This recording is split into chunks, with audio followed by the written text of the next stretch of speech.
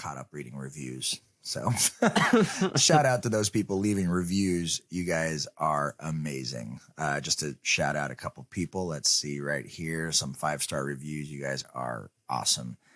We got A Walk in the Park, BK, Lobo Michael, Collar and Crate. Thank you guys so much for your reviews. We have JKS Baker Girl. Thank you again. EJS Murphy. Thank you for those reviews. K918 Dog Training. We know who you are. Thank you so much for leaving us a review. That's so wonderful. Thanks, buddy. Yeah. Lammy own biggest fan. Awesome. Thank you guys. These are all 5-star reviews. We really, really appreciate it. Again, dude, those of you guys who are listening, leave us a review. That it really helps us show up more organically on the podcast. So it really does. searches. Thank you guys so much. Please do leave us reviews, but also thank you so much for listening. And for everybody who's reached out, we are getting back to you. We're so sorry about the delay. We get your stuff, guys. We will be getting back to you. We love you very much, and we just wanted to say thank you one more time. Welcome to the Dog Trainers Podcast, a podcast created by dog trainers for dog trainers or anyone who's ever fallen in love with man's best friend. Hey everybody, welcome back and thank you so much for listening to the Dog Trainers Podcast. Mariano Alvarez here with Brent LaBrada. This is episode 3 of season 2. We're sorry guys, we know it's been a while, but rest assured, it's because we've got so much going on, so much new content in the works, including an amazing trip to New York that we took. We've been chopping up content, watching it, reviewing it, doing all that good stuff, and slowly putting out bite-sized pieces of content for you guys with some of the trainers that we were lucky enough to have spend some time with. But nonetheless, we want to make sure that we get right back on track with you guys. We miss you too. We're looking forward to getting back into it. And with that, over to you, man. What's up, guys? As Mariano said, we miss the hell out of you guys. It's been probably a month, maybe a month and a half since we've done an episode. So those of you guys listening, thank you for checking back in. We had a great time in New York. We got to hang out with Tyler Muto. We got to hang out with Blake Rodriguez, Tom Davis. We got to hang out with Nahum Russell from Calm K9 Training. And it was such a fun trip to not just get to see New York for the first time, but it was really awesome to actually get to meet these people in the flesh, get to have conversations with them, get to know them, get to have some fun with them. Like Mariano did jujitsu with Blake Rodriguez, which you have that footage coming out at some point. And all of this was really, really great, guys. And so we want to thank you guys for just the following that you guys have created. Again, it's episode 3 of season 2, and we're so excited. And so the last couple months, me and Mariana have been trying to figure out a way that we can continue the Dog Trainers Podcast to grow, to help serve you guys. And one thing that we were able to figure out was that my nonprofit is now officially going to have the Dog Trainers Podcast as a project of the nonprofit. So this means if you guys enjoy our content, if you guys see value in this content, you guys can actually help us grow by supporting us. Now, how you guys support us, obviously you guys can support us on the internet, sharing stuff. But if you guys want to financially donate to us, there is now a way to donate to the Dog Trainers Podcast, specifically through my organization, the Canis Foundation. .org. So if you guys go there, you guys can go ahead and check that out, and you guys can donate specifically to us. And this will allow us to help create content for you guys, to create merchandise for you guys, to create to do more in-person interviews with people so that we can get the knowledge, the experience from some of our very, very special guests and funnel that out to you guys. So we'd really appreciate that. Can I just say a few words on that really quick? Sure, go ahead. So I just want to be clear, you guys. canisfoundation.org, CANIS foundation.org. There will be a tab called Donate. You can click on that to find out more. Now, what I wanted to say was, in my experience in the nonprofit world, yes, please do consider. And honestly, you guys, you know how they say like no contribution is too small? Well, that's true. And that not only applies to money. I don't care if it's 10 cents. It's just it also applies to something as simple as if you like our content, when you see it on Facebook, Instagram, TikTok, whatever, just share it, dude. Just help us spread the word. That really does so much more than you would think, especially when we get into the nonprofit world, because of course, the clout, the motion you have behind your organization helps you set up bigger and bigger events with more and more people. But also, the final thing I wanted to say on this was when it comes to donating, guys, here's a really cool thing about nonprofit work. It doesn't just have to be monetary. If you guys are in the area, let's say, and we're throwing an event, and maybe you've got some time and would like to volunteer, that's also something that really helps us a lot. People always need volunteers when they're throwing big events. And I'll tell you what, man, because it's a nonprofit, your volunteer hours are still tax deductible. Like 100%. There's so many ways that you guys can get involved. And I just wanted to make sure that that was clear. Sorry about that, you guys. Thank you so much. Yeah, those of you guys who may just be checking in, the Canis Foundation is a foundation to help educate rescues, to help educate volunteers, to help educate the public. So we need dog trainers to volunteer their time. If we're doing an event in Arizona, Texas, New York, Pennsylvania, doesn't matter where it is, we will be hosting events. So you guys, please go ahead and follow Canis Foundation also on Instagram, and you guys will also be able to check out canisfoundation.org and see what we're up to. We're just finally getting the nonprofit off the ground. So we'd really appreciate your guys' support in any way that you guys can. So let's go ahead and move on now to what today's episode is, right? We had, again, the privilege to go to New York and get to see how Tyler Muto runs his business, get to see how Tom Davis runs his business, get to see how Blake Rodriguez runs his business. And we were so inspired because anytime that we have the privilege to see these people and meet these people, there's a lot of learning going on. And maybe it's not definitely verbal, like they're not sitting us down, giving us lectures on how to do stuff, but we're picking up information. As Blake Rodriguez said, you got to steal with your eyes.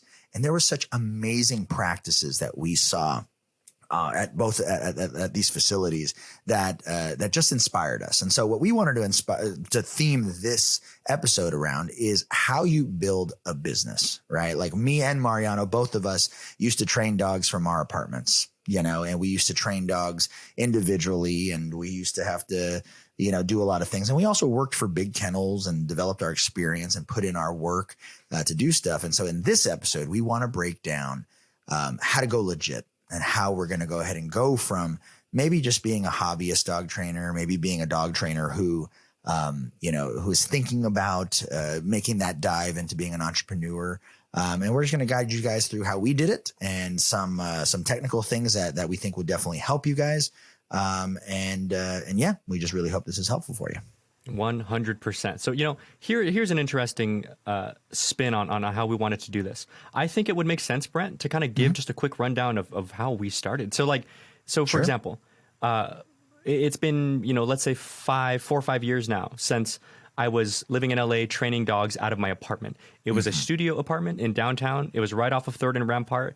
It was a small apartment, of course, no yard or anything. And I would have sometimes 13, 14 dogs. The way that I made it work spatially, I lofted my bed and I put as many of the dogs' crates as they fit underneath my queen size bed. But here's what I learned with it, because I'm not going to take too long with the story is here's what I learned while I was doing that, because obviously it was under the table, which means I was able to save cost here and there, right? It gave me the time, the breathing room to not only create my programs to something that was solid enough and complete enough that I could charge what a more established kennel with overhead could get away with charging and it be worth the price, but also it gave me the wiggle room necessary because I didn't have all this overhead. I could charge a little bit lower and capture those clients. It gave me the time to test the market and figure out pricing, because something that Brent and I notice a lot with newer trainers is people can't figure out their pricing. They can't figure out how to structure programs, how to structure hourly or weekly or however you guys do it. So that was a great eye opener for me. The more comfortable I got with it, the better my dogs did, the better everything did. I was able to raise prices and I slowly kind of incorporated myself into the more legit side of things, LLC and so on. Yeah, for sure. And it is scary, guys, jumping in and doing your own thing. And some of you guys might already be doing it. So I guess I'll tell you guys a little bit about my background, because I was lucky. I was super, super lucky. When I was young, I figured out what I wanted to do. I worked under a mentor, and I was fortunate enough to be able to practice on his employees everything that I needed to learn to be able to build my own business to be successful. Right. And I worked for this guy for 10 years, and I was able to train people, train clients, train trainers, train staff, come up with protocols, create programs, work with rescues. I was able to do a bunch of stuff under the tutelage and the safety net of being part of another company. And, you know, one of my dreams and one of my goals is to be able to do that for other people as well. Right. So I'm super lucky. And a little bit of my story when I went solo, you know, my mentor, you know, he's always been kind of a big brother to me and helped me out a lot. And around in 2016, he told me that he wanted me to create my own LLC. And I said, why? And he started explaining, you know, deductions. And I could, actually, no, you know what happened is I was so busy at my facility that I didn't have time to do emails and to send homework and to book myself because I was literally doing like 8-9 clients in one day, back to back to back to back. Right. And at this time I was on commission at the company that I worked on. So the more I worked, the more money I made.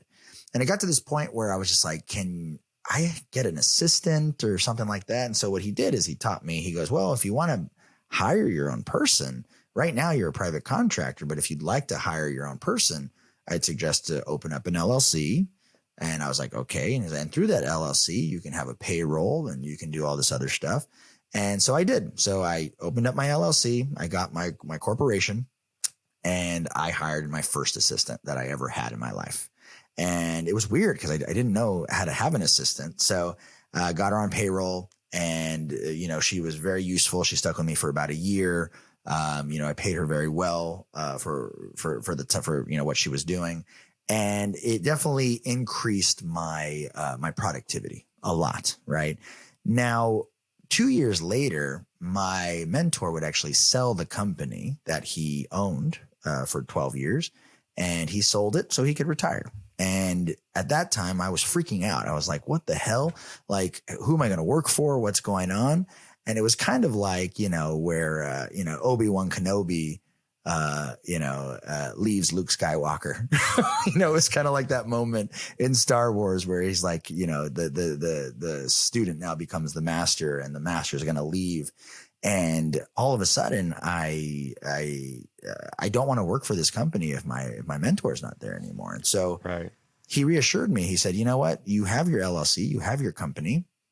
And my job previously was my company was hired once I developed it for that company to train trainers, to help develop policy, to help train staff. And so in essence, I was like a consulting firm. I was a training consulting person for this company. And as soon as he sold the company, I ended up leaving and just added training to my actual company, right? So I still consult with people. I still mentor people. I still help people build their businesses. And on top of it, now that I had my LLC, I just started doing board and trains, but I didn't have board and trained facility, right? So I, just like everyone else, I started training from where I lived. And man, that was a freaking process. So that's my very long-winded story of how I got started on a solo journey. And man, it's crazy. It's crazy and it's scary for sure. You know, it's cool because the more we talk about that, and you know, and I agree, like, I think it's awesome. Like I too think that you're very lucky, but I'm not like jealous because I'm just too happy for you, you know, but it's cool because, it allows us to be that. You know what I mean? Yeah. Even with something like this episode, even just you telling that story, it allows us to give people this kind of information that can genuinely help them, you know, proceed or decide the speed or the direction of their company, you know? So that's awesome, man. I love that story. Thanks, man. But yeah, rest assured, you guys, me and Brent were friends all throughout all that. And it is a struggle when you've got like a studio, a 1-bedroom, and fucking dogs in the next room. And yeah, especially when you're not supposed to have all these dogs and you have to like rotate silently. And oh man, good times. It's crazy. It's crazy. In any case, though, you know, animal control gets called on you, and it's real. It's a real thing, guys. It's a real thing. In any case, what we wanted to get into then was, so the first step for the both of us, it sounds like, was establishing an LLC, make yourself legit, protect yourself, right? Insurances, and making sure that your tax stuff is all in compliance, which that can be honestly like a podcast in itself. But, you know, make sure that you get that help. Here's a tidbit of information or a piece of wisdom or whatever. that I would suggest. Trust me, when I started my LLC, it's not like I was balling, and I was willing to try to save money wherever I could. Spend the money on a bookkeeper, spend the money on insurance. There are some things that are just worth it, you guys. Make sure. Oh, and by the way, when you start hiring employees, spend the money on an HR company to help yourself. It's been totally worth the time. It's made things so much easier, so much because when you start hiring on employees, there are things you don't account for, like PTO and and vacation days and holiday pay and so just I would say it gets super complicated super fast. And instead of having like a full-time employee to just do all that, there are like these online bespoke companies that do that for like a fraction of whatever the monthly would be. Definitely look into that kind of thing. It's worth the extra headspace. Yeah. So let's break it down one step at a time. Let's talk about LLCs or corporations and things like that. Again, we're not experts in these guys. So if you guys are listening, like really just cross-reference what we're saying, but we're just going to explain to you guys what we were told. And so far, so good. It's all worked for us. We really trust the people that we got our information from. So the reason that it's important now, I understand working under the table or just working as a contractor for yourself, it does have its own privileges, but there becomes this issue where if you're a service provider, and let's say you make a big fuck up, God forbid, like you lose a dog, right? Or you injure a dog, or the dog decides to, jump out of a 2-story window, whatever it might be, right? There's crazy shit that happens. You are liable for the things that happen if you are the person doing the transaction, right? So like you're liable, okay? So number one, when you develop a corporation or an LLC, the LLC or the corporation is the entity making the deal. So the contracts that you sign with your clients will not be with John Doe. It will be with John Doe LLC, or it'll be with, Happy Pups LLC, for example, right? And so in that situation is if there is a mistake that you make as a practitioner, or if there's just an accident that happens, the people cannot come after you individually. So by creating a corporation or an LLC, it protects you from liability, hence low liability company, right? So when you form an LLC, right? That's what LLC stands for? Limited liability. Oh, limited liability. Sorry. Limited liability company. That allows, it creates a little bit of a shield. So that way people can't sue you for everything you're worth. They might be able to sue. Go ahead. I'm sorry. It's a separation. It's they can sue the company, but you as an individual with whatever you've built aside from that company, whatever because the thing is, tax code gets weird. So just a very quick example. Sorry to cut you off. Is just let's say I'm married.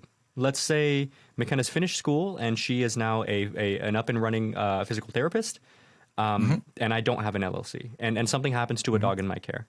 And someone sues me. Well, if I'm married, it's our money. I mean, so in a weird way, like McKenna's getting sued because they're coming after us based on whatever our net worth is, but it's two people. So she's getting sued for something she has no hand in.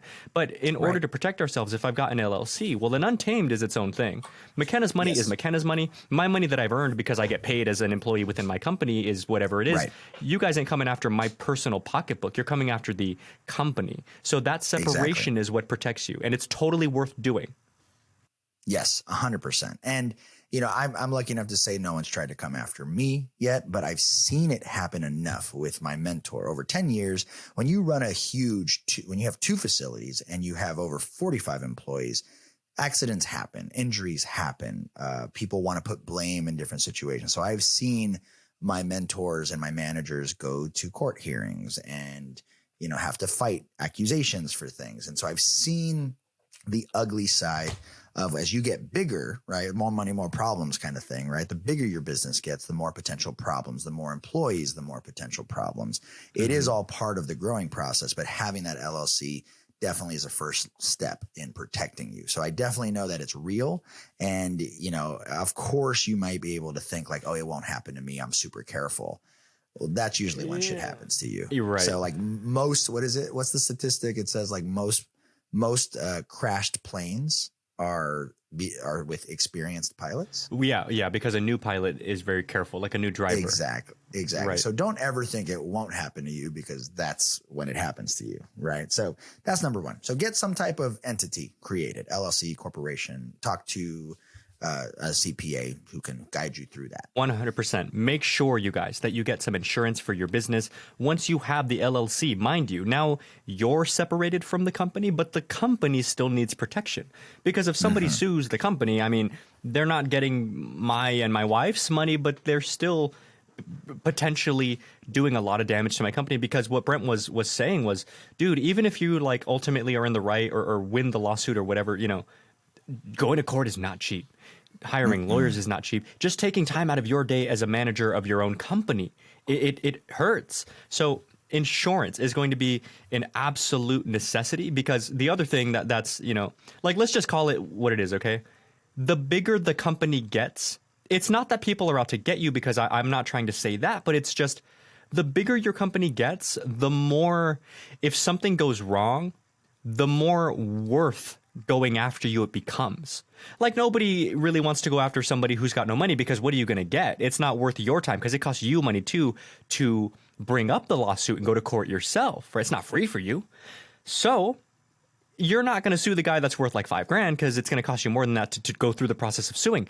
But if they're worth like 5 million and you can get, I don't know, a couple 100,000, well, that's worth your time, you know? So the bigger you get, the more enticing the probability becomes. I'm not saying that as like some weird negative, but it is what it is, right? Money talks. So make sure that you get insurance that would otherwise cover you under these various circumstances, so that you're not going under trying to protect yourself in court, because people can sue for whatever crazy little thing. Even if they were never going to win, it still costs you money just to fight the lawsuit. It's true. 100% true. And something that Brent told me before, which I thought was an amazing fucking point, you guys, is, you know, what's funny? A lot of people who start LLCs or think about starting LLCs or whatever, like, a lot of people are more afraid than they should be. Like, a lot of people would assume, like, right now in your head, you know, whoever's listening, how much do you think insurance for your business would cost? Because whatever you're thinking right now, it's probably a lot less than that. Like, it's not this crazy number that you don't even want to look at. It's how much for you, Brent, in LA? It's like $80 a month. $80 a month, for business dude? insurance. Business like $80 insurance, a month? liability insurance, like all these different types of insurance. It's they bundle it in a way where it's really cheap. It's super cheap, and so it's not that huge of an expense. And you know, then as you start growing in employees, then we start getting into like workers' comp and things like that as well. Right. It gets a bit more robust at that point, a bit more expensive, but also you have employees, you're making more money. And it's 100%. Worth it to protect yourself, right? So 100%, get yourself a good insurance agent. I mean, now, dude, like, now there are insurance companies specifically for dog kennels and dog trainers. Now that there are companies, like, for example, this isn't an insurance company, but what's the word? I took on a company that's a kennel software. It's called Paw Loyalty. And it just helped me streamline everything from payment to contracting to sending emails to all that good stuff.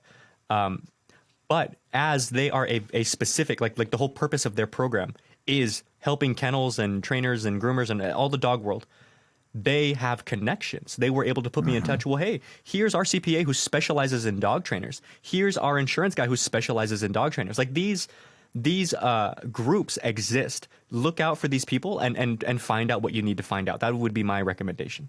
Totally. Next thing to really put focus on.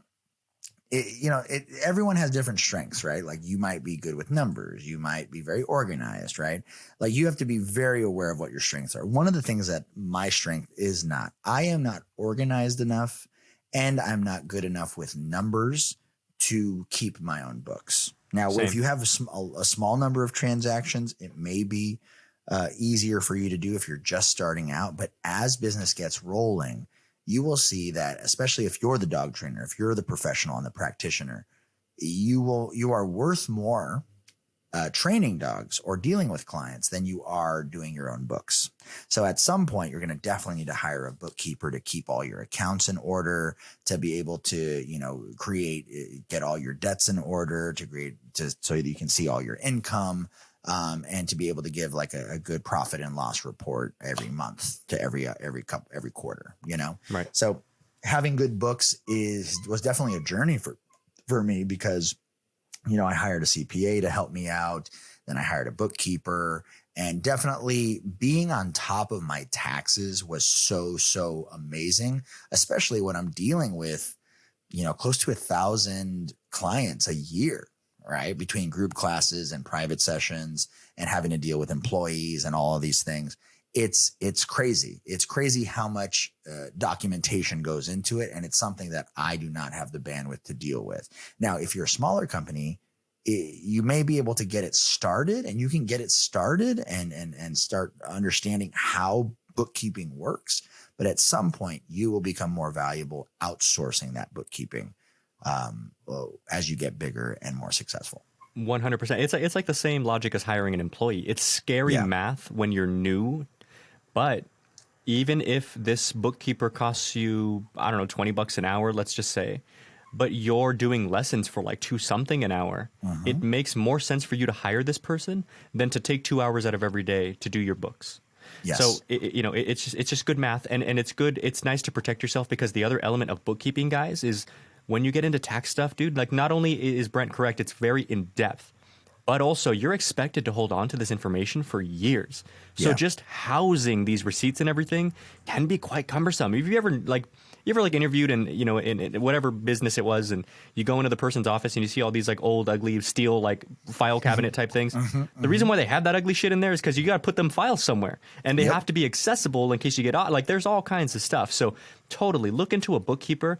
It's one of those things, you guys. It's just worth the money. And the other element of bookkeeping that I want to get into is putting yourself on paper. The reason why I love Brent's story with his mentor is because you start to put on paper, kind of like credit, what your business is worth. Because if you're like this under the table, unorganized, but you're a good dog trainer, let's say, but you have a lot of clients, let's say, making good money, but the business looks less appealing in black and white. Versus if you've got like, here are my books, here's my monthly, here's my like my net versus gross, here's how much I've earned, here's how much I've spent on my business, here's like all this stuff on paper. You never know, but that's how you could attract investors. That's how you could attract other business opportunities. Like, so make sure that your stuff is legit on paper like that, because that's going to help you grow, just like credit. Yes. And I want to add something too, because now that we're going legit, right? We're going to LLC, we have a corporation, we got insurance, we got bookkeeping. You guys need to save for your taxes, right? I think the general number is anything you make, 30% of it goes away for taxes, right? So whatever it is that you create, revenue wise, put 30% of it away in a tax savings account and just hold it there. Because at the end of the year, I remember my first year in business was the most money I ever made as an individual. And I owed Uncle Sam $20,000, $30,000. Easy. Right. And that's a fucking lot of money. A lot of fucking money. Right. And so just keep in mind how important saving for taxes is, because you're going to have to pay Uncle Sam. Right. That's one of that you got to pay to play kind of thing. Right. So that I would just throw that in there as a little bit of a suggestion. Right. Dude, that's more than a suggestion. Yeah. Pay your taxes. Have to do it. You have to do it, guys. Like if you're not making enough money to care so much about tax, like when taxes get really, really high and you don't have it, it's one of the scariest fucking things in the world, because it's not only you don't have the money to pay Uncle Sam, it's the feeling of like Uncle Sam can come after you. Right. And if you're trying to get off the ground and you're trying to get employees and you're trying to do all this stuff, it's easier to go in with no debts. It's easier to go in clean. It's easier to just you got to save. Now, the goal is, you get all your write-offs and you get all your deductions and you get all that stuff. And then you have 30% saved. And after you save 30%, maybe you only have to pay less than 30% in taxes, which is great if you have a good bookkeeper.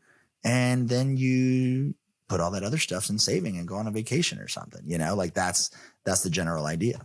So 100%. Yeah. That's why, like, honestly, guys, that right there basically sums up why you want to get a good bookkeeper and a good CPA, because all businesses spend a lot of money.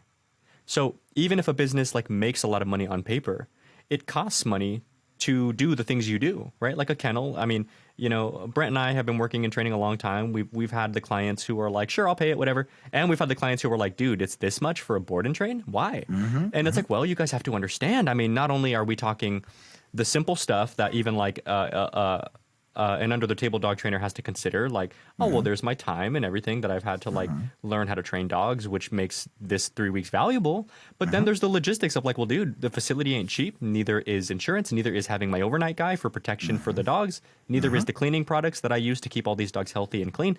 Like, so you have to factor all these things in, and it's just the cost of doing business. And if you've got a good, bookkeeper, then they can make sure that you're accounting for, or that Uncle Sam is accounting for that, So that's going to be something that's extremely important. Make sure that you're getting the deductions that you need to get. Of course, don't play funny games with all that, like be straight with it. But there are a lot of very legitimate deductions out there, even shit like gas, guys. Like if you're driving to clients and stuff like that, even stuff like your workspace. Like if we work out of our home, if two of car my payments, car meals. payment, right? If like, let's say 2 of my 4 bedrooms are dog rooms, then maybe half my like mortgage, like there's all this kind of stuff like that. Make sure that you've got a good bookkeeper who's creative enough to account for all this, and you'll be okay. Yes, this is the bare minimum. If you're gonna go legit, don't play games. Pay your taxes, save your money, work really, really hard, and this is our first set of recommendations, right? We have a lot more coming up after this commercial break. So guys, stick around and stay tuned. Hey guys, Mariano here with the Dog Trainers Podcast. You want to know the best way to help us grow? By subscribing and leaving us a review. It helps others find us, ranks us higher on search results, and broadens our ability to connect with amazing listeners just like you. And now, back to the show. Okay, we are back. Thanks again so much, guys, for listening to the Dog Trainers Podcast. Just as a quick reminder, this is episode 3 of season 2.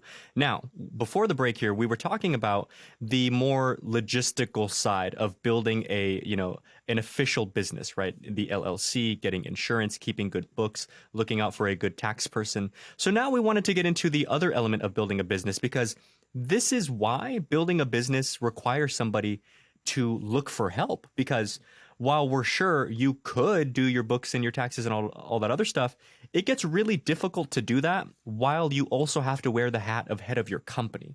Because when you're the one in charge of your company, one big thing that you really have to focus on, which is our first point here, is you have to be able to decide actively, day by day, what the ethos of your company is going to be.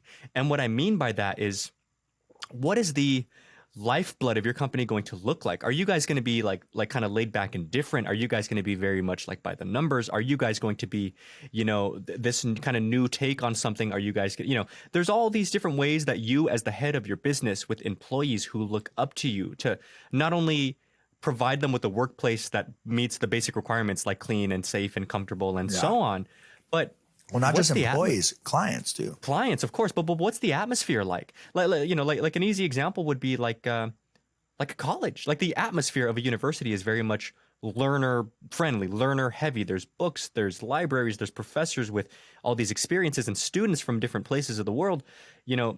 But you have to cultivate that kind of thing, because within the dog training world, a lot of dog training sometimes can be like old timey craftsman style. Like, I'm not going to give away my secrets.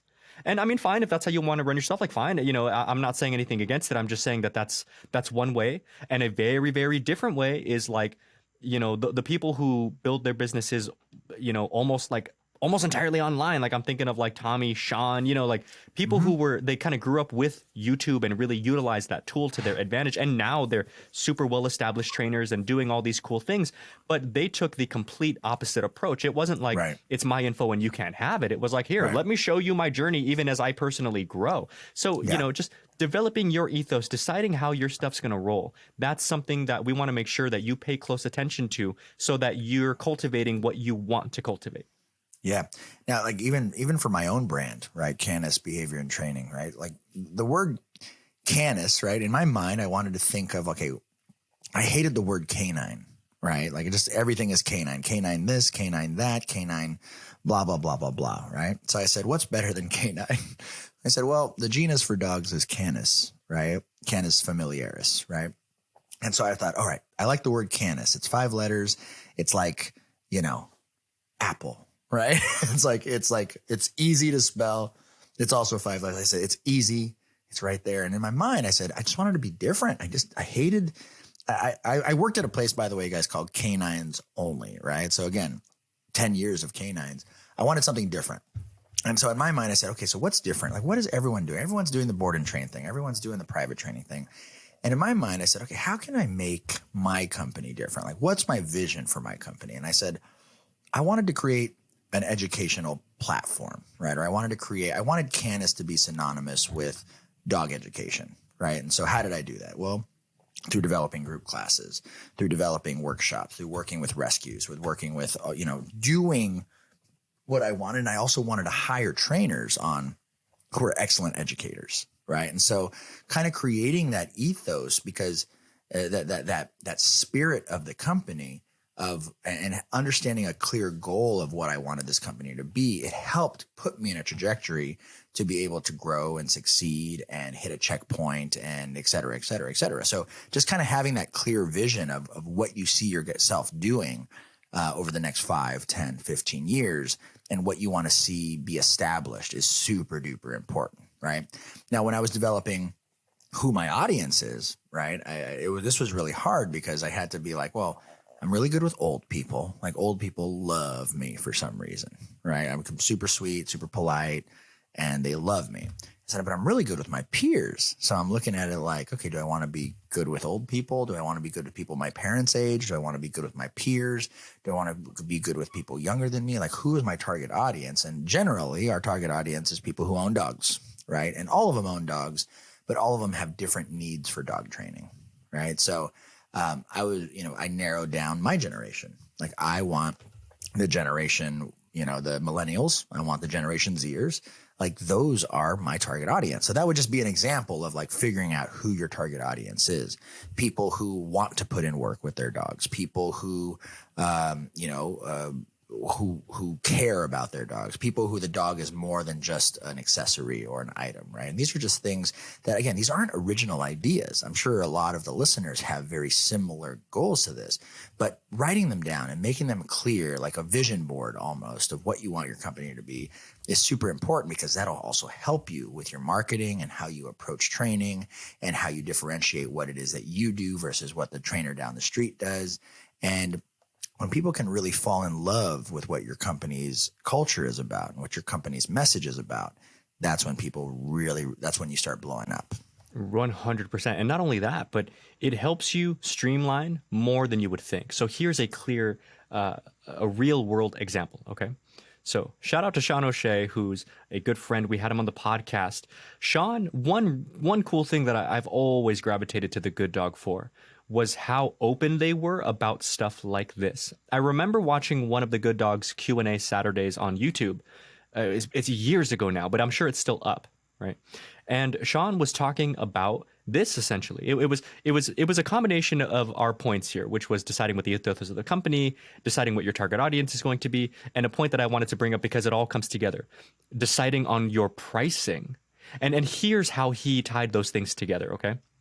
So the Good Dog, for those of you who may not know, at least as of right now, I'm fairly confident, and this was definitely the case at the time, they train with a very streamlined curriculum. It's e-collar stuff, mostly geared toward dogs who are like reactive or very hyper. Like, it's like a very specific product, right? And of course, when you're doing basically only e-collar work, you have a certain you've taken your broad net and shrunk it down, because a lot of people are nervous about e-collar. A lot of people, so you're not like this wide possibility of like a kennel that does this and does that, let's say. So when Sean brought this up, he made a very fascinating point. And it was this. It was like, okay, guys, so obviously I'm basically cutting my potential client base in half. Or am I? Because when I decided to put out all this content online, naturally, we get the love and everything, and we get the hate and everything that comes with, e-collar training from people who don't think you should be doing it. But here's why we decided to do it. It wasn't because we wanted to ruffle feathers. We don't want to piss anybody off. We just want to cater to our audience. Meaning, if you're against e-collar, if you're, like nervous about this or that, you were never going to utilize my services anyway. So it doesn't really behoove me to try to make content that appeals to you. Instead, I'm going to make the content that appeals directly to my personal audience, people who need rehab work with their dog via e-collar training that we can provide here at The Good Dog. And not only that, but because we're a more specialized service, let's say, that also allows me to figure out my pricing. He was talking about the pain point of entry is a little bit different. Like if you want to get your dog trained, you can pay $250 and go do 6 lessons at Petco and save a lot of money. I mean, if it's a puppy, like it's an option. Petco training is fine. Like it'll do a good job. My point is, his point was rather, if you've got like a very simple, straightforward case like a puppy, you have more options. Therefore, there's more competition, let's say, for who wants to train your dog. Therefore, naturally, with the whole supply and demand dynamic, prices will be lower. Whereas if you have a very specific deal, like let's say a big, powerful dog that's reactive and needs a very certain type of training, well, not all dog trainers do that, which means the marketplace is a bit smaller, which means the potential to charge, let's say, like weekly for board and train prices or private lesson prices can be a bit higher. Because you can, and because you're more rare, like a diamond, you're kind of worth it. You know what I'm saying? So it was a fascinating conversation that they had, but that was something that I just wanted to make sure, was brought up as an example of like, when you're deciding what your audience is and what your company is, it really helps you decide what your pricing is going to be. Yes, 100%. 100%. Episodes, by the way, for Sean are 37 and 38. Yeah, check out episode 37, 38. It's a 2-part episode. Really good interview with Sean O'Shea. Super cool. All right. So we had talked about, what's the ethos of the company? What's the target? And then and then also figuring out what your pricing is based on that. And then what you have to look at is, obviously we know how important having an online presence is, right? Nowadays, if we don't have, a TikTok or an Instagram or a Yelp or a Google or a website, right? Websites kind of seem like a thing of the past because you just kind of want to give people your Instagram or your TikTok, right? But still, again, across platforms, cross generations, there's different avenues that people go through to get information, to see quality control, to see results, to hear testimonies, all that stuff. And so we have to make sure that we are well represented on the internet. Okay. So I would say first one is the website. Yes, the website is still a very, very important part of owning a business, right? On that website, you can have a lot of links to your social media so people can actually see what you're about. But the website kind of serves as the modern day brochure. Like, what is this company about? What is it that you do? Is it possible for me to maybe get to know the team? Is it possible for me to get to see the facility, the dynamic, how you guys train, et cetera, et cetera, et cetera? So it's almost like a gateway to a bunch of other things. Totally. Then the crazy thing about a website is you made a great point with it just now, because obviously we do want to get into social media and all that too. But before we do, Brent made an interesting point. This is very interesting, genuinely, is you said the website seems old school. That's fascinating to me because the internet's not that old. It's like it was barely even a thing when we were growing up. Like, it existed, but it was like dial up and, So we did an episode a while back on like old school marketing. And if somebody wants to look at a website as an old school marketing tactic, I'll tell you what, man, old school marketing still works. And here's how. So not only is Brent 100% correct, you look at a website as like somebody, here's a big thing a consumer wants to do, especially when it's a service like dog training, because it's a product like I buy it and I have it. A service is like, well, what are you going to do with my dog? Where's he going to be? How's his life going to look while he's there? Like, So you want something that if the client wants to look into this with a lot of detail, the detail is there. Not everybody's going to bother, and it's no harm, no foul. But if somebody wants to really deep dive into your stuff, your information, they can do that. Now, the way that the website helps you market, aside from that, obviously, is it gives a lot of behind the scenes legitimacy to your other stuff. Meaning, okay, you've got an Instagram, you've got a Facebook and a TikTok and all that cool new stuff. However, if you don't have a website with decent backlinks, and I'll explain what that is in a second, your website ain't getting much traction, which means you're not getting in front of a lot of eyes. Because even if having a website seems old-timey, you know what's not old-timey? Looking for businesses online. Like I just Exactly. Google Mexican restaurants near me, you know what I mean? Gas stations near me, like whatever. So Right. the way to show up on those search results is to make sure that your website is active, it's getting traction, it's got solid backlinks, it's got like it's seen by the search algorithms themselves as a reputable source. Therefore, they're going to put it up high because they don't want to put some rickety source because they don't want to be like not liable, but they don't want to like Google doesn't want to lose trust. You know what I'm saying? Well, and also like if you Google search a business, it doesn't give you an Instagram page. It doesn't give you a TikTok account, right? It's going to give you a legitimate landing page to a business that has all of those SEO things that you're talking about, right? Right. Well, and the SEO things go a little further. I won't get too crazy with it because again, this can be a topic in itself. But long story short, if you have a website, because I know a lot of dog trainers don't at all. Like I know a lot of dog trainers have like just Facebooks or whatever.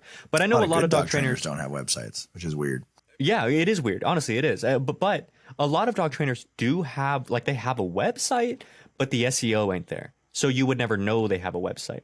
And what I mean is when I was saying backlinks, this is what I mean.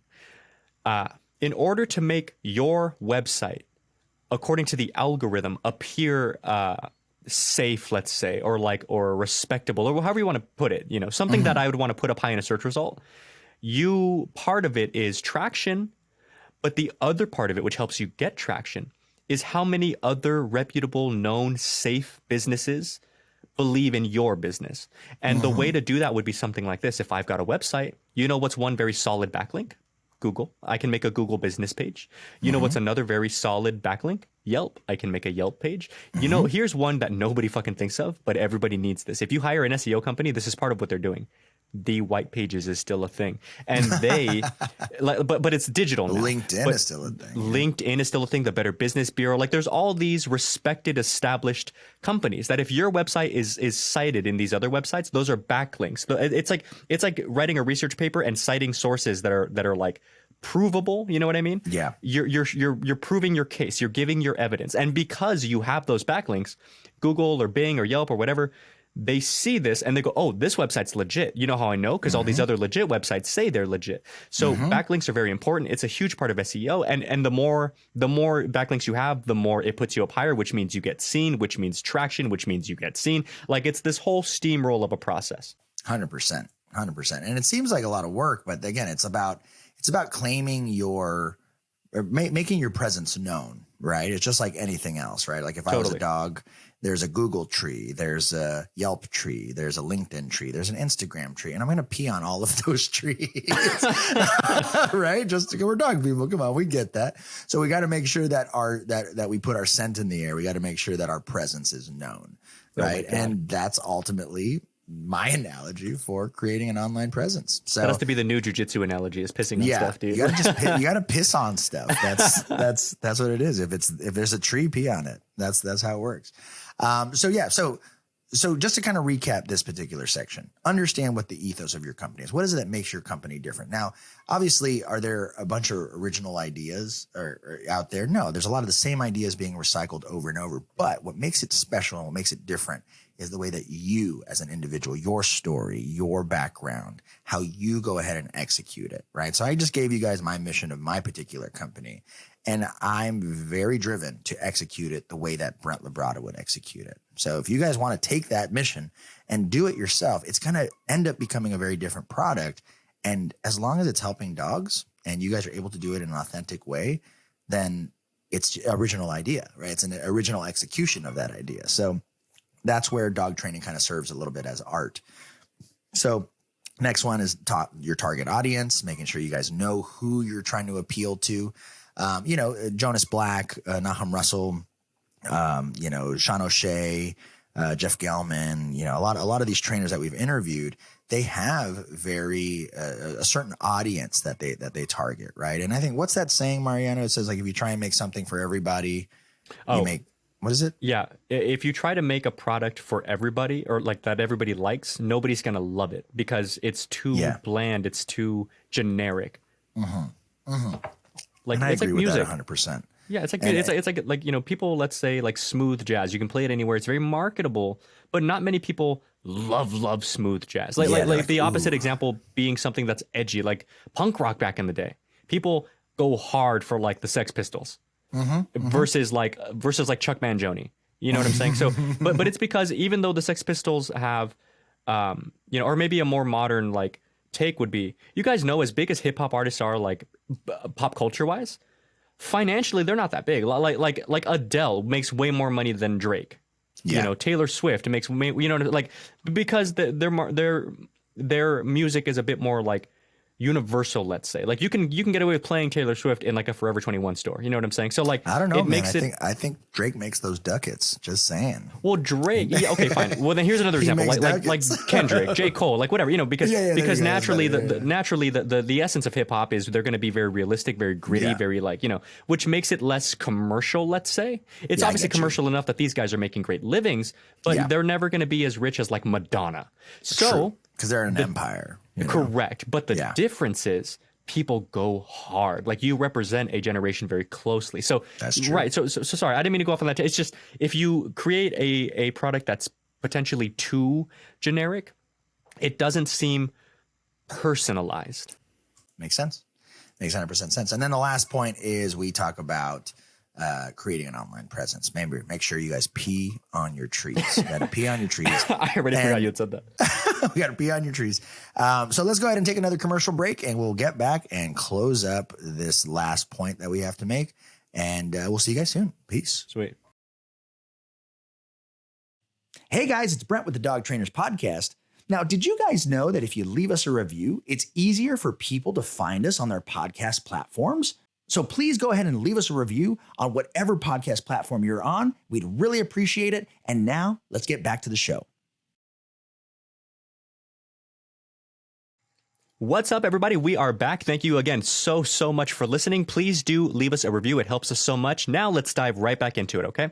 So we've talked about having an online presence, making sure that you've decided the ethos of your company, your audience, your pricing, and all that good stuff. Now, we want to talk about something that when you find yourself in this position, it's a ton of fun. It's very exciting and kind of new, but it's something you want to make sure you do right. So we figured it's worth touching on, and that is scaling up your business. So with that, go ahead, man, dive right on in. Yeah, I guess scaling up is a thing. There's going to naturally be this demand for your business. As long as you're putting out a good product, as long as you're treating your clients with love and respect, and the dogs are enjoying the training and you're getting the results that you guys want, you're naturally going to grow. That's just how things work, right? It's just how it works. And so naturally there's going to be this demand for more training. Now you can either be a one-man show and try and train all the dogs yourself, right? I have a good friend who the way that he worked early on in his career is he would train for 3 months and take a month off. Then he would train straight for 3 months and take a month off. And he's an amazing trainer. And still till this day, he has a very small team. Now, if you guys think about it, he's training maybe like 5 dogs, 5 dogs a month, putting his heart and soul into each and every dog. Really like an artist in a painting. He's putting in this detail work, and then he takes a month off. This guy's making money. Don't get me wrong. He's making money, right? And that could be your dream. That could be a dream, a model that you follow. But scaling up, if you guys are thinking of maybe one day having a rescue, or one day having a facility, or one day having a team of trainers that work with you, and that you're able to serve your community a little bit better, right? Like Vinny from Say It Once, an amazing example of someone who had a passion when he was a kid, grew it to the point where he has multiple facilities, multiple employees, and just grow, right? And so if you have that passion or that drive to build a team, growing the team is a really tricky thing, right? Because who do I pick? How do I find the right employee, right? And some of it is luck, not going to lie. Some of it is luck. Finding the right person is a little bit of luck, but having an open enough mind to be able to see potential in people. And so what I want to talk to you guys about is like how you grow your particular team in general, right? So I'll tell you guys my story. Okay. So when I first left my company, obviously I had many trainers that I had worked with, many trainers that I had trained to start their own businesses. And then all of a sudden I'm a solo act, right? It's me by myself with all my clients that I've developed over the years. And naturally, there was a huge demand for people being referred to me. And so the first thing I had to do was I had to figure out, all right, what am I good at? I said, okay, I'm good at training. I'm good at teaching. I'm good at coming up with curriculums and problem solving, right? I realized those are things that I'm really good at. What do I suck at? Well, I suck at being on a schedule. I suck at being super consistent every single day, like a routine. I suck at cleaning. Like I'm not a clean person necessarily. Like I don't wake up in the morning and clean my room. I don't get up in the morning and clean my kitchen. And so what I wanted to look for is I wanted to look for someone who was not like me, someone who was completely opposite of me, but had passion for animals. And most importantly, had really good energy. Okay.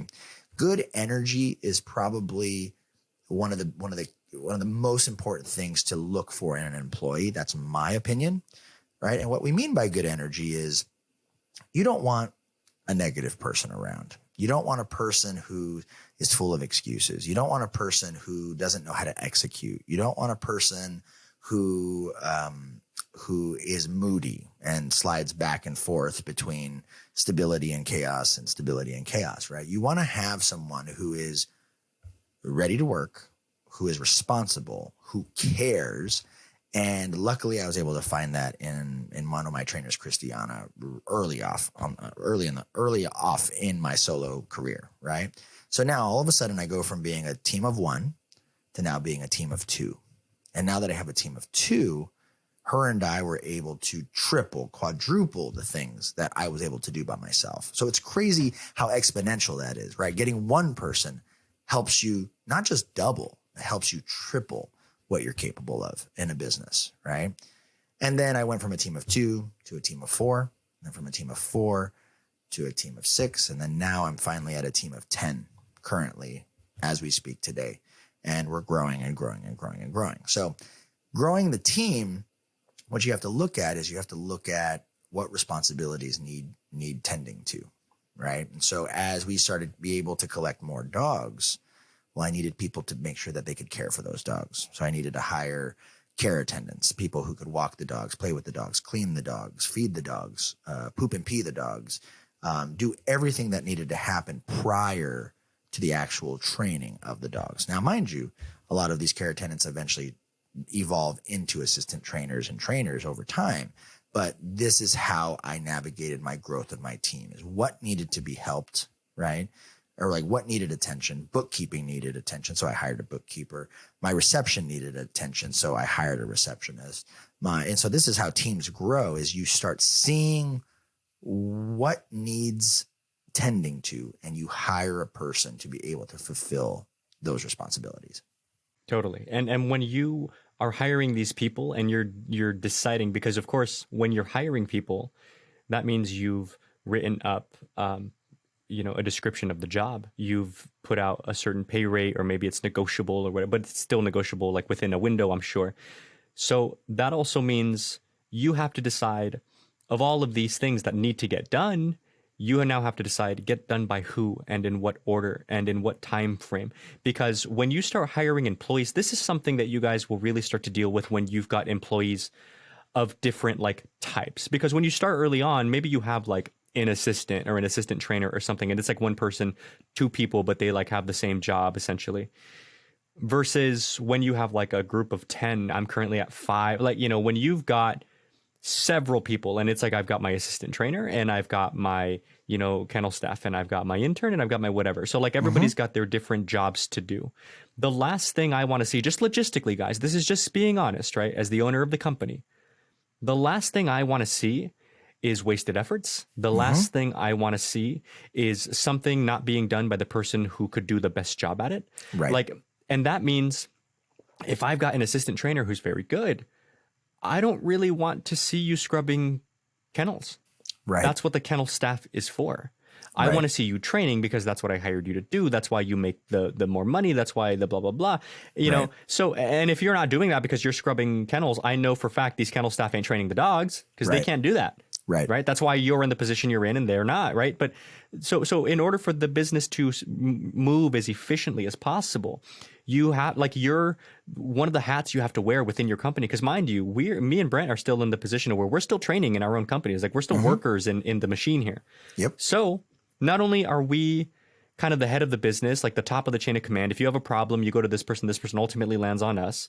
But also we're still the front man of the business, dealing with clients, selling packages, doing all that good stuff, training dogs, especially the dogs that the less experienced trainers can't deal with. Right. And we have to now be the logistical person in charge of who's doing what. Hey, why is this person doing that job? Hey, why did this not get done? Well, who's in charge of that? And you have to start putting things in their respective categories, because that helps you simplify your day, because you still have dogs to work. We still have clients to correspond with. We still have packages to sell. So we can't be spending all day on this kind of stuff. So maybe as your team grows, you look into somebody who can then do that, like a manager, you know? Right. Brent was talking about a person to do the front desk type stuff, right? A reception person, somebody to be the front half of the business, right? The really happy person who's willing to answer questions and take payments and stuff like that. So that's the other half of it. And, I just wanted to give my quick 2 cents on when I'm hiring somebody. I completely agree with Brent. Vibe matters a ton.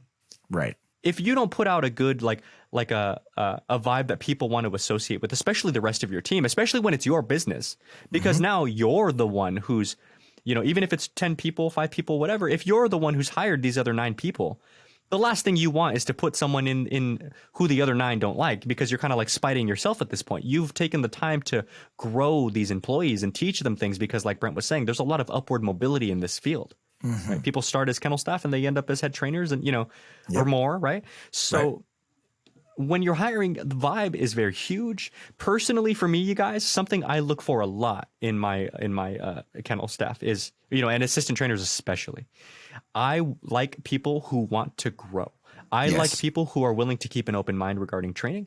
I like people who understand just how diverse the world of training is. It's not just dogs, it's clients, it's tools, it's this and that. It's the weird dog politics. It's all this crazy. And then not to mention all the extracurricular stuff, like Brent and I are doing right now, like the podcast and the foundation and all that stuff. So I like people who are motivated in that respect.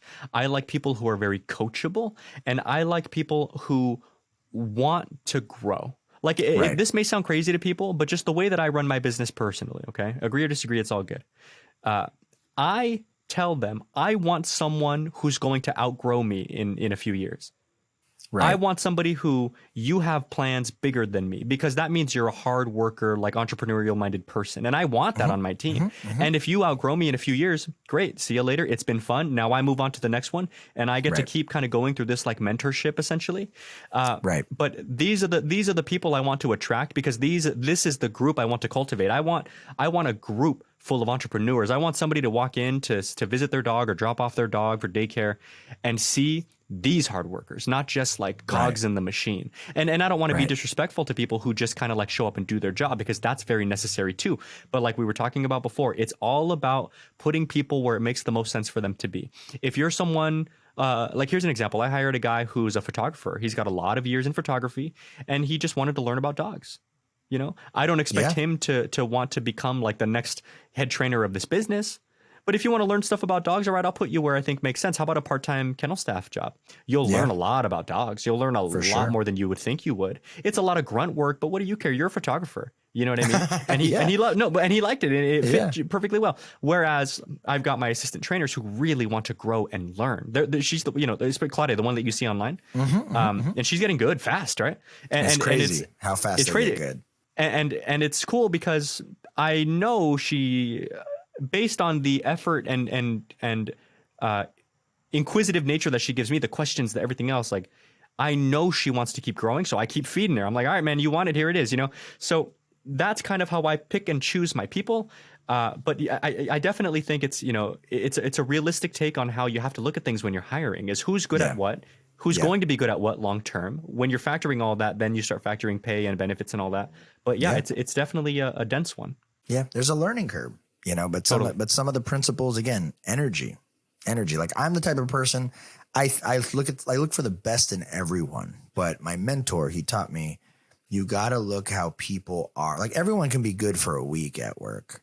But Totally. can you be good at for a month, 2 months, 3 months? You know what I mean? So it's so easy to be consistent short term. Can you be consistent long term? And you don't know those things until you invest in people, but you really have to try and get to know people. So it's so funny. My interviews for my company, we talk about dogs for like 5 minutes.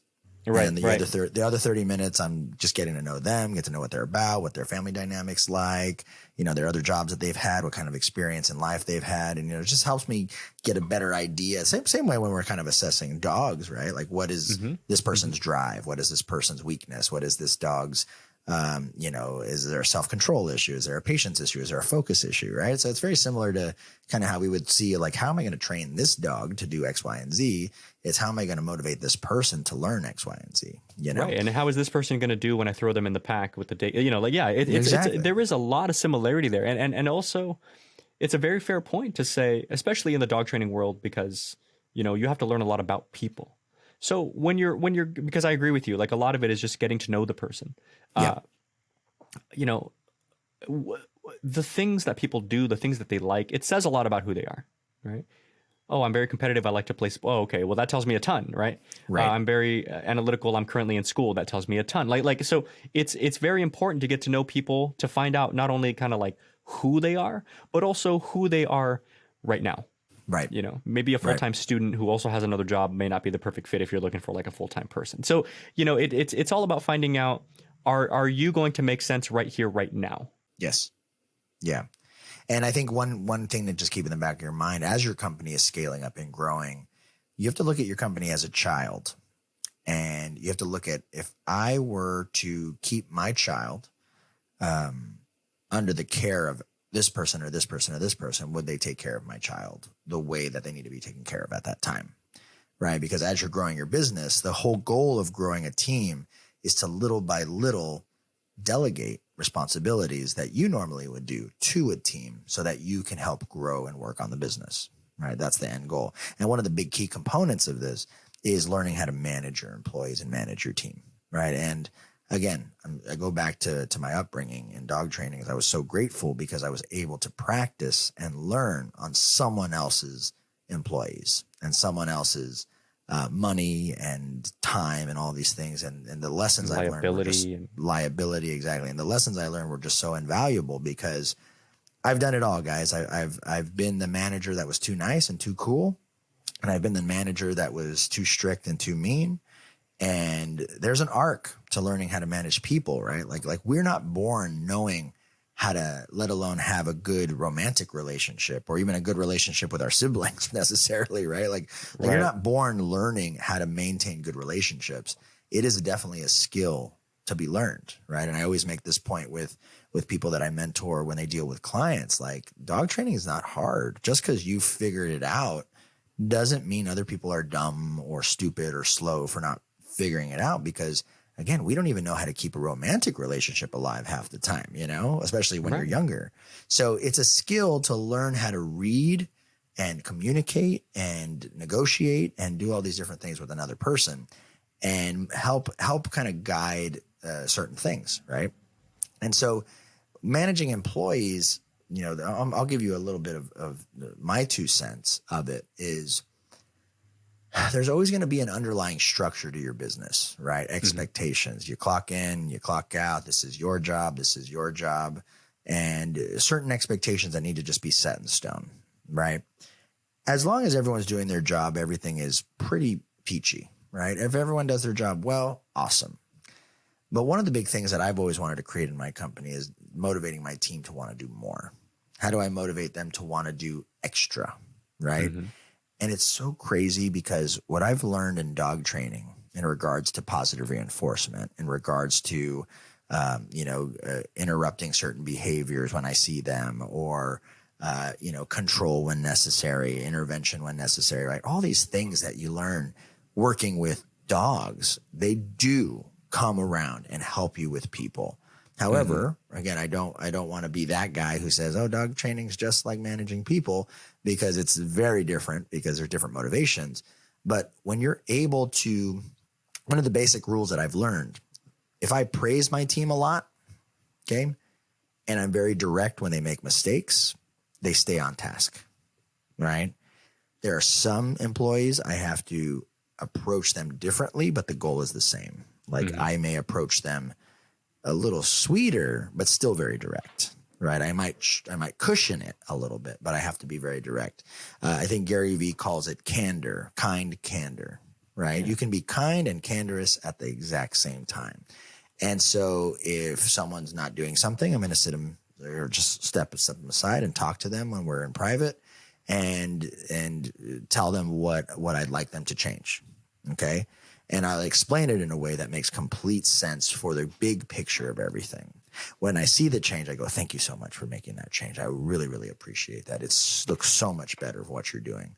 And then my team members will notice it and they will naturally praise them for making those adjustments, right? Whether it's how they made the feeds or how they took the dogs out or how much noise the dogs are allowed to make, whatever the issue is, we're able to, as a team, create a culture where if you try hard, you're always praised. If you're putting in effort, you're always praised. And not always as an owner of a company. I will tell my staff to do something and they will do it verbatim how I ask them. And then the result is wrong. And all of a sudden I get upset, but then I have to check myself to say, you guys were doing exactly what I told you to do. And you guys did it exactly how I said it. And I fucked up and I'm sorry. And I apologize. I made a mistake. You guys did a great job listening to my leadership and I made a mistake. And it's in those moments where that vulnerability is there where they go, oh, even you're human. But the fact that I could admit that I was wrong versus blaming them and putting them down gains respect. 100%, because people are smart. That's something that I've heard in different management/leadership books. It's something that Gary Vee has said. It's like people, when you're being bullshitted, meaning everybody's worked for that person that like, we know you were wrong. You're just not admitting you were wrong. And you're kind of blaming me. And of course you lose respect because you're like, you feel like you were thrown under the bus. You feel unsafe under their leadership. Like, oh, you're just going to screw me over to save your own ass. Whereas the reality of the situation is just like you're smart and when somebody's BSing you, they know when they're being BS'd as well. So the easiest, best thing to do is just to be genuine. Like, oh, you know what, you guys, I made a mistake. You know what, let's fix it like this. I alleviate you of responsibility. This isn't your fault or anything. But nonetheless, this is just all of this falls under the guise of, managing employees. It's all under the guise of just making sure that, that how to utilize your guidelines. And here's going to be my final word on this whole thing is kind of like dog training again. Make sure that you utilize these guidelines that you've set for yourself to keep you on task. Because what Brent was alluding to right now was, kind, candor, whatever you want to call it. It's just catering to your audience, plain and simple. Like a dog, right? Some dogs work better for this. Some dogs work better for that. Train the dog in front of you. Yeah. Train the employee in front of you. Train the employee in front of you. And so it's not that like you're cushioning the blow with this other employee. It's just for them, if you talk to them a little bit sweeter, it still hits them the same as it would the other person if you weren't a little sweeter, because sometimes the other person just can, you can be a bit more like direct, but the end result is the same. I want to be this direct. It's just if it stretches further with you, well, I'm going to be less direct because then it ends up being the same because it stretches further with you, right? So my point being, you set up guidelines for yourself so that when mistakes are made, exactly what you're doing. The employees, exactly how you're going to go about rectifying these mistakes and so on. And that's what Brent was talking about. So like if an employee messes up, I already know what I'm going to do, like pull them aside or whatever. Like you already know how you're going to approach the situation. You already know what protocols are in place because that makes the process for you, especially if you're not somebody who's like comfortable with, maybe having these more difficult conversations. Cause I'll tell you, that's a fucking learned skill in itself too. It helps alleviate your workload. You just follow the book. Hey guys, you know what? I'm super sorry, but listen, I've asked you to keep water in these bowls like 4 times. This is a write-up. It's not fun. True. It's not sexy to talk about, but you have to have a structure in place to go through these things. Right. And just like Brent said, when people stop making these mistakes, then you make sure that you praise them for doing their job as they should be doing and make sure that they feel appreciated. Yes, it's not all that bullshit about like being super soft on people. It's none of that. It's just if someone's doing what they're supposed to be doing, why wouldn't they deserve some praise? You're doing 100%. Your job. Let's go for it. Fuck yeah, right? Like it's fascinating, and everybody's been there. And I'll say this, like little things, saying good morning, saying hello, Yes. saying hope you have a good night, like just showing little bits of humanity here and there to your employees. It does wonders. You know what I mean? Like Totally. just being a human being, a loving, caring human being, on top of having expectations, helps build a nice tight knit culture, right? They call them belonging cues. There are certain things that you can do as an owner. Like if you guys listen to like the Culture Code, right? Culture Code by Daniel Coyle. He's the writer of the Talent Code. Talks about belonging cues, and he teaches in that book how, how to make people feel wanted, needed, cared for, in a healthy way, not in a manipulative way, but in a healthy way. Like there are certain things that we do as humans that signal body language wise and energy wise, like I want you here. Thanks for being Right. here. I care about you. You're welcome here. Yeah, exactly. And you belong. Right. And so on top of all this, right, Mariano mentioned it right in the opening of this podcast, but he talked about hiring an HR department, right? I hired an HR department about 3 months ago, because I jumped from 6 employees to 10 employees. And it's great. I can call people. I can say, hey, I have this employee doing this, and they haven't showed up for this shift. And what do I do? And how do I handle this? And there is a whole legality aspect to, depending on what state you live in and things like that.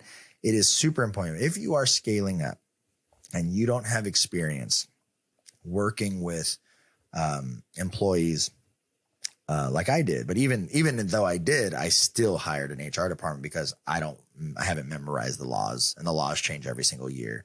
Well, you don't have the time. It doesn't make sense for you to do. Yeah. So yeah, I don't have the time. Hire an HR department to use as a resource, because they have places like my payroll company, Paychecks. They have an HR department that I pay a premium per year, and I can call them, and they not only run my payroll, but I have an HR specialist who sends me templates for write-ups and sends me. I was going to say, they do all this crazy stuff. They can explain to you, like, if you needed to fire someone, how would you fire them? If you need to hire someone, what paperwork do they need? So they just guide you through all the legality to make sure you cover your ass. And it's great, and it's freaking amazing. And, I'm so lucky because at this stage in my life, I'm still climbing this ladder. I'm still growing, and I'm still building my business, but I'm finally at a place now where a lot of the daily operations, right? Like I'm able to outsource them to my team. Right. And so when it comes to basic obedience, I don't train basic obedience that much anymore, right? I help them get better at teaching obedience, right? When it comes to the behavior stuff, I'm able to teach some of my lead trainers more of the behavior stuff so they can start taking that off of my back. Now, obviously the really severe cases, I still take those cases, and I still work with those cases on a daily basis, but it went from working 10 dogs a day to maybe working 1 or 2 dogs a day, right? Because my team now is so competent, and they're killing it, and they're executing so well that I'm able to now have a lot more free time. And so what is it that I'm using that free time for? Am I just sitting on my ass and raking in the dough? No, that's not how it works, because I'm very accountable to my team, right? If they see me sitting on my ass, I would feel guilty if they saw me sitting on my ass, right? So with that extra time, we're able to focus on our company. We're able to focus on making sure that the culture of that company stays strong. We're able to focus on growing the company, maybe building a facility or finding a place, or working on our nonprofit, that we have now. So with all that extra time, you get to work on your business versus working in your business all the time. Totally. And that, you guys, is a job in itself. Even this podcast, 1 hour of this podcast takes me and Brent maybe 3 or 4 hours in planning, in logistical little things that take up time, like making sure our audio setups are right, looking for guests, cultivating those relationships with guests we've already had on, planning trips like we did to New York, it's all about getting your team to a point to where they can do more and more, because they're more capable, they're more empowered, because you went through the process, you spent the time, you spent the effort and the money, just like the companies we worked for did for us, so that we can kind of cultivate people to become the new you. And then you're free to be the head of your business, like we talked about before. Yeah. to create your ethos, to make sure that your presence is what you want, to make sure that your trainers kind of see that mission and make sure that everybody's on one page, make sure everybody feels cared for, make sure everybody's doing their job. So that's the hat that you end up wearing when you're managing people. And again, all that gets really cumbersome when you also have to work like 10 dogs a day and deal with clients and lessons and driving and homework. And so once you've empowered your team to the point to where they can alleviate some of that workload, you're free to look into the future of the company. And that's in my opinion, that's where you want to end up. 100%. I think that wraps up this episode. And this was really, really fun to kind of share with you guys just our tips and what we've learned over the years, and still what we are learning. Like we're not even done. This is just like the foundational stuff of building a business, going legit, and how to grow your company. Right. I really, really hope that this podcast added some value to you guys, and I really hope that it was helpful. Those of you guys who are entrepreneurs and doing things on your own, or even those of you guys who are working for somebody else, I really hope that this helped kind of give you insight from the entrepreneurial standpoint, because, maybe you can understand your boss better, your managers better, whatever it might be. But we really appreciate you guys. We really ask you guys, if you guys like this episode, please go ahead and leave us a review on whatever platform it is that you guys are listening to. And we really appreciate you guys listening to season 2, episode 3, Building a Business. Again, my name is Brent LaBrada, and that guy is Mariano Alvarez, and we will see you guys in episode 4. Peace. Thank you for listening to the Dog Trainers Podcast, a podcast created by dog trainers, for dog trainers, or anyone who's ever fallen in love with man's best friend. We really hope that you enjoyed this episode and can't wait to see you guys again next time. Be sure to follow us at Dog Trainers Podcast on TikTok, Instagram, and YouTube. And don't forget to punch the hell out of that subscribe button and leave us a review. You're the best listeners in the world. We'll see you next time.